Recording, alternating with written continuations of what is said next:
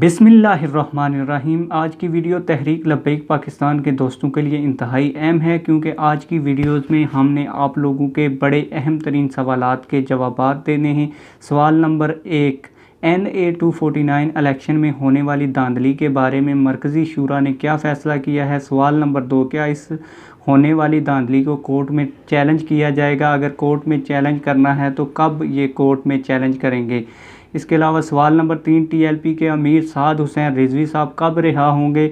सवाल नंबर 4, साद हुसैन रिजवी साहब की ज़मानत की दरख्वास्त कब दायर होगी और अभी तक क्यों साद हुसैन रिजवी साहब की दरख्वास्त ज़मानत दायर नहीं की गई कोर्ट के अंदर?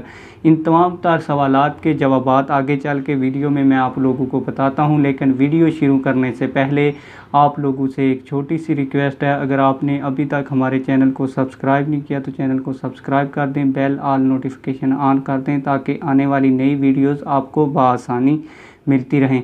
मैं आप लोगों के सवालात के 1 बाय 1 जवाबात दूंगा, तो आपसे गुजारिश है कि शुरू से लेकर आखिर तक वीडियो देखें। NA-249 इलेक्शन में होने वाली धांधली के बारे में मरकज़ी शूरा ने यही फ़ैसला किया है कि कोर्ट के अंदर रिट दायर की जाएगी। इसके अलावा आप लोगों को बता दूं कि ये भी फ़ैसला किया गया है MPA मुफ्ती कासिम फ़खरी के साथ मशावरत करके कि दरख्वास्त इलेक्शन कमीशन ऑफ पाकिस्तान को दी जाए, जो कि दरख्वास्त तहरीक लब्बैक पाकिस्तान ने इलेक्शन कमीशन ऑफ पाकिस्तान में जमा करवा दी है। इसके अलावा इस धांधली के फ़ैसले को कोर्ट में भी चैलेंज किया जाएगा। सवाल नंबर 3 का जवाब ये है कि अमीर साद हुसैन रिजवी साहब कब रिहा होंगे। तो आप लोगों को बताते चलें कि हुकूमत ने 1 महीने तक उनको रखा हुआ है नज़रबंदी में। जब तक वो 1 महीना मुकम्मल नहीं हो जाता तब तक उनकी रिहाई मुमकिन नहीं है। जैसे ही 1 महीना नज़रबंदी वाला मुकम्मल हो जाएगा, उसके बाद कानून ये कहता है कि आप किसी भी बंदे की ज़मानत की दरख्वास्त दायर कर सकते हैं। नज़रबंदी के अंदर ज़मानत की दरख्वास्त दायर नहीं होती, और अभी तक ये तो मैंने आपको बता दिया।